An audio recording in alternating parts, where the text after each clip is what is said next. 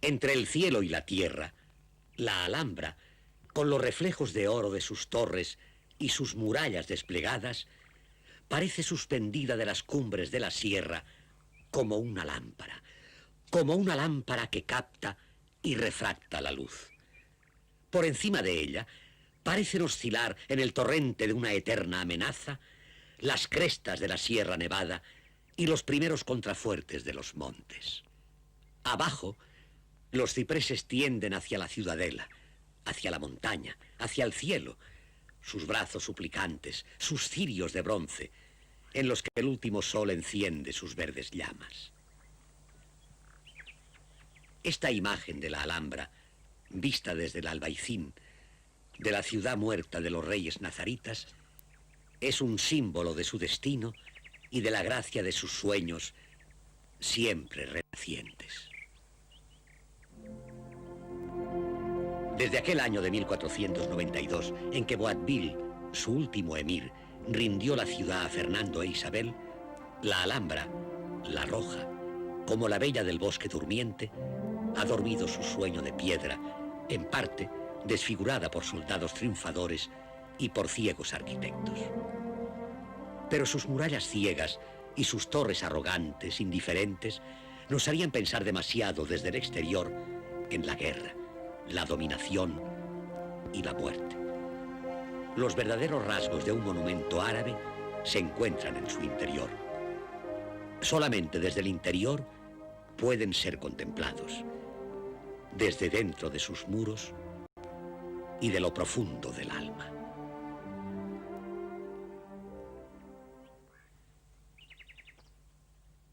En esta torre de Comares, que domina el río Darro y los barrios populares del Albaicín, estaba el trono del rey.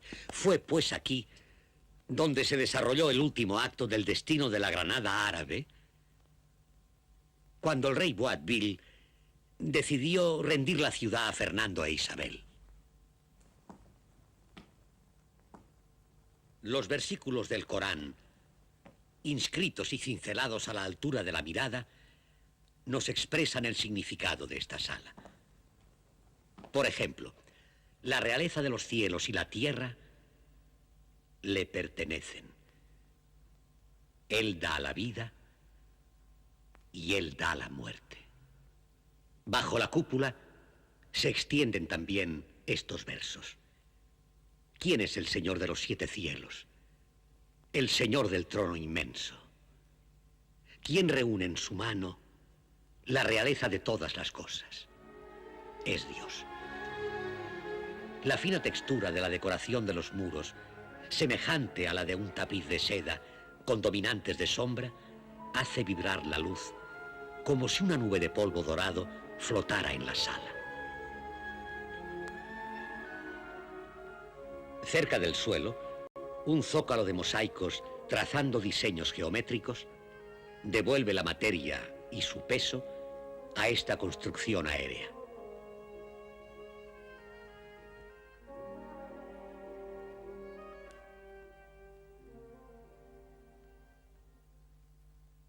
Esta sala tiene una significación cósmica. En la decoración del techo están sugeridos los 7 cielos por medio de 6 filas de estrellas y una pequeña cúpula central.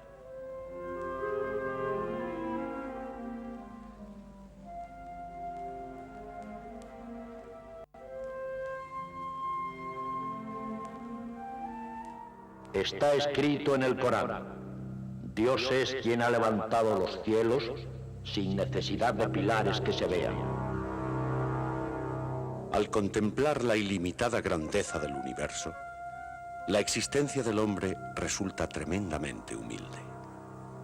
Quizá por eso, desde lo profundo de todos los lugares del espacio, el hombre sintió desde siempre la más poderosa e irresistible de las llamadas. Y el hombre ha respondido.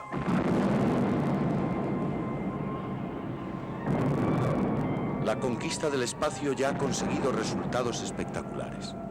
Por medio de naves e ingenios con y sin tripulación, nuestro sistema solar, por el momento, nos resulta cada vez más próximo y familiar. Pero antes, mucho antes de iniciar la aproximación física a los cuerpos celestes, centenares de generaciones no pudieron hacer otra cosa sino elevar su mirada a los cielos, intentando penetrar en sus secretos, observando desde lo lejos.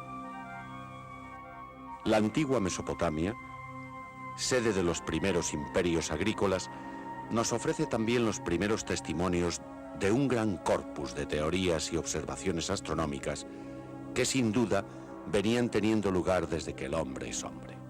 Es así la astronomía la ciencia fundamental y primera de la que dependen todas las demás.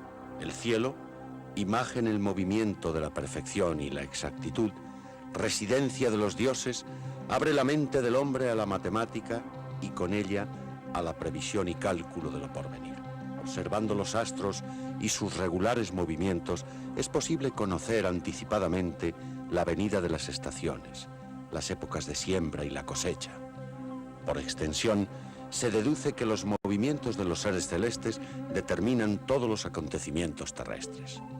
La astronomía, unida a la devoción y al deseo de desvelar lo aún no conocido, es, antes que nada, astrología matemática, ciencia sagrada que estudia los vínculos entre el cielo y la tierra. De este mismo concepto participa la clase sacerdotal y faraónica en el antiguo Egipto, un imperio cuyo bienestar depende de la regularidad de las crecidas anuales de su río sagrado, el Nilo.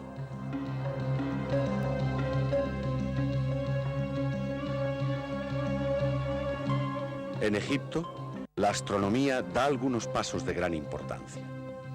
Los primeros calendarios, el conocimiento de los principales fenómenos celestes y la ordenación de gran número de estrellas y constelaciones. La constitución del zodíaco es una gran conquista ya lograda en tiempos muy distantes a los nuestros.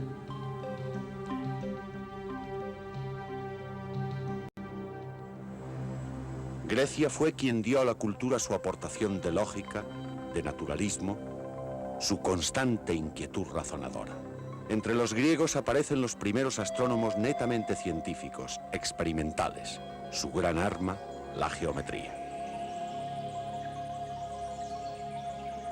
Tales de Mileto concibió la redondez de la Tierra 600 años antes de Jesucristo. Pitágoras, 200 años más tarde, lo sostiene igualmente, estableciendo un sistema de esferas concéntricas que giran alrededor de la Tierra, transportando a los distintos cuerpos celestes. Parménides, Platón y Filolao también defienden este sistema de explicación.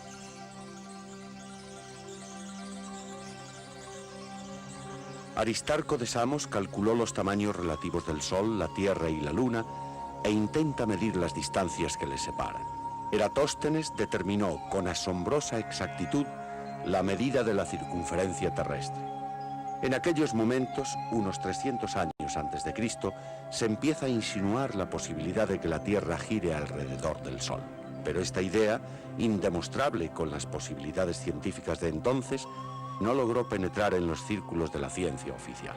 El criterio que permanecería durante siglos sería el de la Tierra como centro del cosmos, defendido, entre otros, por el casi incontestable prestigio del gran filósofo Aristóteles. Todo el caudal de la ciencia astronómica griega, con sus grandes aciertos y algunos no menos grandes errores, fue reunido por uno de los científicos más influyentes de la historia, Ptolomeo, astrónomo de Alejandría.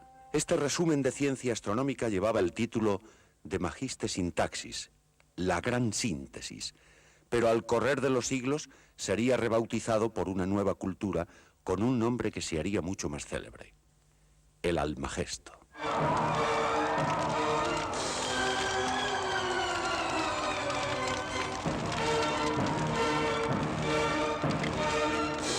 El hundimiento de la civilización grecolatina con el Imperio Romano y la entrada de una época oscura para la ciencia universal.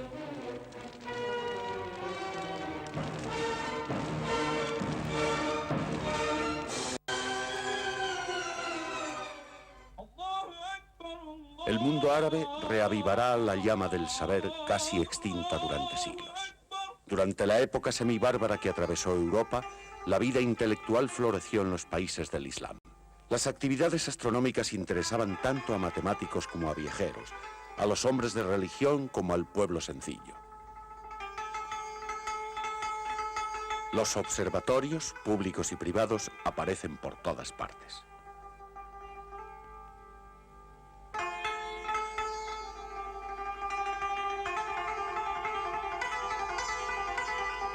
La astrología no era considerada anticientífica, y los soberanos usaban de astrólogos personales que fijaban los momentos adecuados para la fundación de las ciudades y el ataque de sus ejércitos.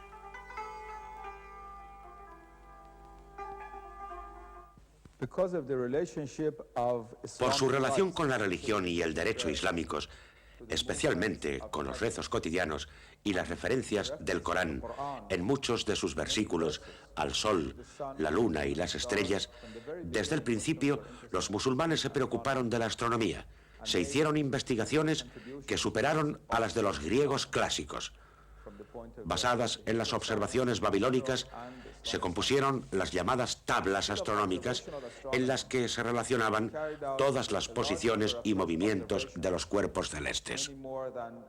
Estas observaciones fueron la base, usando también fuentes iraníes, hindúes y griegas, del nuevo cálculo de los movimientos celestes que condujo gradualmente a una astronomía matemática muy evolucionada como la que practicaron al-Biruni y la escuela de Maraga, en Persia, con Nasir al-Din Tusi. Allí, y después con Ulugh Beg, se hicieron nuevos cálculos que llevaron a la primera y más importante crítica de la astronomía de Ptolomeo en la Edad Media y al hallazgo de nuevos modelos de movimiento para Mercurio y la Luna. En España surgieron también numerosas críticas a la astronomía tolemaica, proponiéndose modelos nuevos, matemática y astronómicamente tan importantes como los de la escuela de Maraga, y que serían seguidos durante 2 o 3 siglos por los astrónomos islámicos de Siria y Samarcanda en Asia Central. Los primeros califas de Bagdad pusieron al frente de su Casa de la Sabiduría a un astrónomo, Yahya ben Mansur, que concentra a su alrededor a los más destacados científicos de la época, poniendo a su disposición una excelente biblioteca y medios materiales abundantes. Al-Fazari, constructor de astrolabios y de esferas almilares. Al-Fargani, conocido en Occidente como Al-Fargano, cuyo tratado de astronomía fue traducido al latín y utilizado en Europa hasta el siglo XVI. Al-Khwarizmi, mejor conocido por su tratado de álgebra. Abu Mashar, astrólogo y experto en cometas. Y Tabit Ben Qurra, el mayor de los geómetras árabes. Fue un excelente traductor y comentador de los griegos. Estudió el reloj de sol, determinó la altitud del sol y la duración del año solar. También en el oriente musulmán encontramos a Al-Biruni, reformador del calendario y diseñador de engranajes de precisión. Se dedicó también a la proyección cartográfica y en su enciclopedia astronómica formuló la posibilidad lógica del movimiento de la Tierra alrededor del Sol. Al-Battani es quizá el más respetado por los estudiosos europeos. Sus descubrimientos son amplísimos y sus estudios de las anomalías lunares y los eclipses tienen una extraordinaria precisión. Estableció las primeras nociones trigonométricas y concibe la fórmula fundamental de la trigonometría esférica. En los siglos siguientes, el predominio cultural árabe florece en la más occidental de sus zonas de conquista, España. Cuando vi a las gentes llegar ante el rey y ofrecerle los regalos más originales, estimé que no me era posible ofrecer a tan alta señoría más que algo digno de su gran deseo de inclinarse sobre los productos de los espíritus más sutiles. Así me elevé con la imaginación al dominio de las esferas celestes, inventando un noble instrumento que permite determinar la longitud de los 7 planetas y conocer la causa de las variaciones a que están sujetos en sus movimientos. Acompañado de estas palabras, entregó al Zarcalí uno de sus inventos a su protector Al-Mutamid. Al-Zarcalí conocido por los latinos como Azarquiel, era toledano y allí vivió y trabajó poco antes de que la secular capital de tantos gobiernos cayera en manos del rey cristiano Alfonso VI de Castilla y León. Su pérdida supuso el despertar para los confiados príncipes musulmanes y los poetas lanzaron su grito de alarma. Habitantes de Al-Ándalus, espolead vuestros corceles. Detenerse ahora sería vana ilusión. Los vestidos suelen rasgarse por los bordes, pero España empezó a desgarrarse por el centro. Sin embargo, para el occidente europeo, la toma de Toledo fue el inicio del despertar cultural. Junto a la Sicilia normando-árabe, Toledo fue la más importante puerta de entrada de la cultura árabe en Europa. Pasó a la custodia cristiana tras su afortunada conquista por Alfonso VI, con todos sus focos culturales intactos, eruditos, artistas y bibliotecas. Era también Toledo emporio de la erudición judía. Sin los hebreos, que se sentían en casa con ambos mundos, islámico y cristiano, Toledo no hubiera podido desempeñar su papel de mediador cultural. Ellos traducían del árabe al romance y luego el estudioso cristiano vertía su traducción al latín. Pronto, las posibilidades de Toledo atraen a eruditos de todos los países cristiano-romanos en busca de desconocidos tesoros de sabiduría. Gerardo de Cremona, que llegó en busca del Almagesto de Ptolomeo y tradujo hasta 70 obras científicas. Roberto de Chester, introductor de la matemática de Al-Khwarizmi. Miguel Scotto y Germán el Dálmata, incubadores del racionalismo europeo, comentando a Averroes y al Petrarca. Todo este gran movimiento de traducciones fue promovido y protegido por el rey Alfonso el Sabio, que persigue la meta de hacer de su corte un centro de las ciencias y las artes similar al de los príncipes árabes. Presta fundamental atención a las ciencias cosmológicas, pero también se ocupa del ajedrez, de la historia, de la religión, y manda que se traduzcan al castellano, no al latín, buscando cultivar al pueblo llano. En el campo concreto de la astronomía, sus tablas alfonsinas perviven en Europa hasta el siglo XVII. Se ha dicho que la ciencia árabe fue mera imitación de la del imperio bizantino o del mundo clásico. Se ha dicho también que la ciencia árabe española fue imitación de la ciencia árabe oriental. Esto, evidentemente, lo último que acabo de decir, hoy podemos demostrar que no es cierto en absoluto, que España, en la época del dominio musulmán, tuvo grandes matemáticos, grandes astrónomos, grandes químicos, que si entonces hubiese existido el premio Nobel, probablemente lo hubiesen alcanzado. Por ejemplo, si el tratado de simples, es decir, de medicinas simples, de Dioscórides consta de unos 600 o 700 fármacos, los últimos tratados árabe-españoles alcanzan los 1600 y los 1700. Si se dice que el primer manual de trigonometría esférica fue escrita en Oriente, concretamente en el Irak, por Nasir ad-Din Tusi, alrededor del año 1250, hoy en día hemos tenido la fortuna de demostrar que el más antiguo conocido fue hecho o escrito por un cadí de Jaén en el siglo XII. Además, aquí mismo se construyeron tablas trigonométricas que utilizó Azarquiel, el mayor de los astrónomos presrenacentistas, que está citado reiteradamente por Copérnico, que fue utilizado por Alfonso X para sus tablas. Él inventó una variante de astrolabio útil para poder realizar los cálculos astronómicos de posición en cualquier latitud. Los navegantes árabes herederos de los libaneses y los bizantinos en el Mediterráneo y de los persas y orientales en el Índico, reúnen los conocimientos científicos y una extensa práctica en los más diversos mares.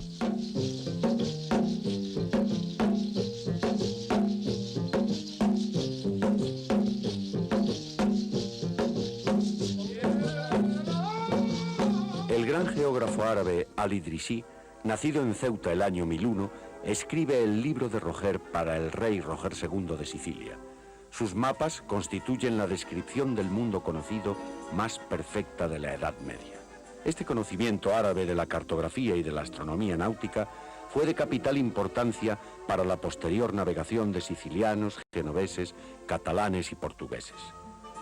Está basado en la determinación matemática de longitudes y latitudes y en un sistema de proyección plana de mapas que antecede al de Mercator en 5 siglos. Por su parte, Cristóbal Colón también reconoce su deuda científica con los árabes en uno de sus diarios de navegación. Navegando de Lisboa hacia el sur de Guinea, he tomado la altura del Sol con el cuadrante y otros instrumentos y he encontrado que concordaba con los datos de Alfargano, es decir, que a cada grado corresponden 56 2/3 de millas. Medición exacta que equivalía a aproximar las costas orientales de Asia a las occidentales de Europa, mucho más de lo supuesto hasta entonces oficialmente. Las aportaciones de la astronomía árabe llegan con claridad hasta fines del siglo XV. Fueron 5 siglos en los que el Islam creó y transmitió ciencia a los deprimidos estados europeos medievales. Sus astrolabios, cuadrantes, armilas, dióptricos y brújulas están en los estantes de nuestros museos.